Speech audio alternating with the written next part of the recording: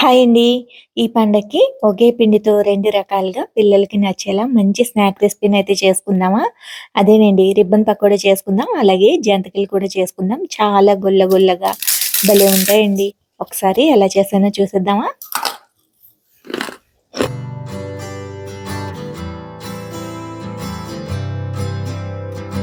దీనికోసం ముందుగా రేషన్ బియ్యం అయితే తీసుకున్నానండి. ఇది ఒకసారి వాష్ చేసుకొని వెంటనే ఆరబెట్టేసుకున్నాను.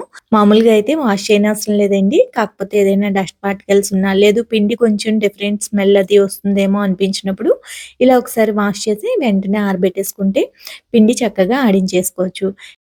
ఇప్పుడు ఈ ఆరిపోయిన బియ్యాన్ని 3 కప్పుల వరకు తీసుకున్నానండి. 1 కప్పు వరకు పచ్చిశనగపప్పు ఉంటుంది కదా! అది తీసుకోవాలి. దీంట్లోనే కొన్ని ఎండుమిరపకాయలైతే తీసుకున్నాను. కారానికి తగినట్టుగా ఒక 10, 12 వరకు ఎండుమిరపకాయలు వేసి చక్కగా మిల్లి ఆడించాం అనుకోండి పిండి అనేది రెడీ అయిపోతుంది. దగ్గరలో మిల్లు లేదు అనుకుంటే మిక్సీలో మెత్తగా పిండిలా ఆడేసుకొని జల్లించుకుంటే సరిపోతుంది. ఇప్పుడు ఈ పిండిని కలుపుకోవడానికి వీలుగా బేసిన్‌లోకి అయితే ట్రాన్స్‌ఫర్ చేసుకుంటున్నా అండి. దీంట్లోనే రుచికి తగినంత ఉప్పు, అలాగే కాస్తంత జీలకర్ర, వాము క్రష్ చేసింది వేసుకున్నాను. అలాగే 2 స్పూన్ల వరకు నువ్వులనైతే యాడ్ చేసుకున్నా అండి. దీనివల్ల అడిషనల్‌గా టేస్ట్ అనేది వస్తుంది. నువ్వులకు బదులుగా కలోంజీ సీడ్స్‌ని కూడా యాడ్ చేసుకోవచ్చు. ఇప్పుడు ఇవన్నీ ఒకసారి బాగా కలిపేసుకొని, బాగా వేడి చేసిన బటర్‌నైతే వేసుకున్నాను.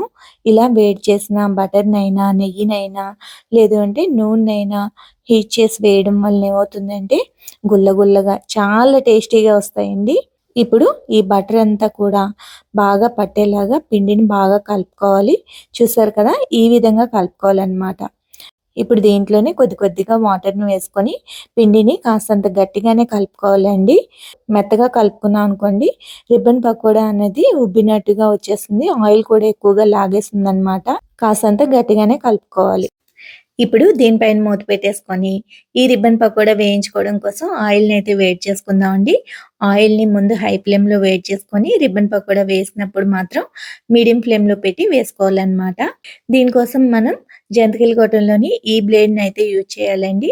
జంతికల గొట్టం లోపల ఆయిల్ అనేది కొంచెం అప్లై చేసుకొని, ఈ బ్లేడ్‌ని పెట్టేసుకొని, ఈ విధంగా ముద్ద తీసుకొని, సిలిండరికల్ షేప్‌లో కొంచెం నొక్కుకొని, ఈ విధంగా పెట్టేసి మూత పెట్టేసి రిబ్బన్ పకోడా అయితే వేయాలి. చూసారు కదా! ఈ బ్లేడ్‌లోంచి పిండనేది ఇలా వస్తుందనమాట. ఇప్పుడు ఆయిల్ అనేది హీట్ అయిందండి. మీడియం ఫ్లేమ్‌లో మంటను పెట్టేసుకొని రిబ్బన్ పకోడాని వేసుకోవాలి. డైరెక్ట్‌గా వేసుకోలేము అనుకునే వాళ్ళు ఏదైనా ప్లేట్‌పై వేసుకొని మళ్ళీ దాంట్లోకి ట్రాన్స్‌ఫర్ చేసుకోవచ్చు. రిబ్బన్ పకోడాని మరి ఎక్కువగా వేయకూడదండి. కాస్త గ్యాప్ ఇచ్చి ఈ విధంగా వేసుకోవాలనమాట.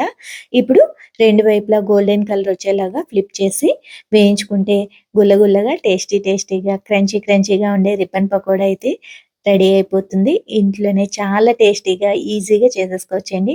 నచ్చిందా? అయితే డెఫినెట్‌గా ట్రై చేయండి. ఇలాగే మిగిలిన రిబ్బన్ పకోడాలను కూడా వేసుకోవాలండి. చాలా బాగా వస్తాయి. చెప్పాను కదా! పిండనేది కాస్తంత గట్టిగా కలుపుకోవాలి. మెత్తగా కలుపకూడదు. ఆ ఒకటి చూసుకుంటే సరిపోతుంది. చాలా ఈజీగా చేసేసుకోవచ్చండి. ఇప్పుడు దీనిపైన కాస్తంత వేయించిన కరివేపాకును కూడా యాడ్ చేసుకుంటే ఫ్లేవర్ అనేది ఇంకా బావుంటుంది.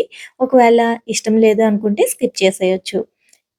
అన్ని రిబ్బన్ పకోడాలు వేయకుండా సగం పిండినైతే ఉంచేసుకున్నానండి. దాంతోని జంతికలను కూడా వేసుకుంటున్నాను. దానికోసం ఈ బ్లేడ్‌నైతే యూజ్ చేసి జంతికలను కూడా ఏసేసుకుంటున్నాను. చూసారు కదా! ఈ విధంగా డైరెక్ట్‌గా అయినా వేసేసుకోవచ్చు. ఒకవేళ ఇలా వేసుకోలేము అనుకుంటే ఏదైనా సట్రం పైన గానీ, చిన్న ప్లేట్ పైన గానీ వేసుకొని ఆ తర్వాత దీంట్లోకి ట్రాన్స్‌ఫర్ చేసుకోవచ్చు. ఇది కూడా సేమ్ ప్రాసెస్ అండి. అలాగే 2 వైపులా గోల్డెన్ కలర్ వచ్చేలాగా వేయించుకొని తర్వాత తీసేస్తే సరిపోతుంది. దీంట్లోని వేడి చేసిన బటర్‌నయితే యాడ్ చేసాం కదండీ! దానివల్ల గుల్లగుల్లగా ఉంటాయి. అలాగే తింటున్నప్పుడు నోటికి రుచికరంగా చాలా బావుంటాయండి. పిల్లలకి ఎప్పుడూ ఒకటే స్నాక్ కాకుండా ఇలా ఒకే పిండితో 2 రకాలుగా చేసి పెట్టినా అవి 2 టైప్స్ ఆఫ్ స్నాక్స్ కింద వాళ్ళు తింటారు. ఒకటే తినాలంటే వాళ్ళకి కూడా బోర్ కొడుతుంది కదా! అందుకని ఇలా ఒకసారి ట్రై చేయండి. చాలా బావుంటాయండి.